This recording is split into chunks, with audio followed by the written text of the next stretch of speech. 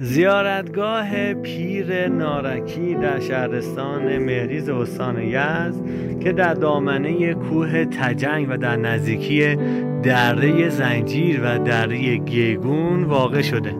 بنا به اسطوره‌های مذهبی روایته که پناهگاه عروس فرمانروای پارس هست به نام نازبانو و در روز مه تا روز برهرام در ماه امردان تعداد زیادی از زرتشتیان سراسر کشور به اینجا میان و مراسم آیین مذهبی و آیینی خودشون رو اینجا برگزار میکنن. ببینید دورش هم قاجاریه است و اینجا زیارتگاه پیر نارکیه در شهرستان مهریز استان یزد.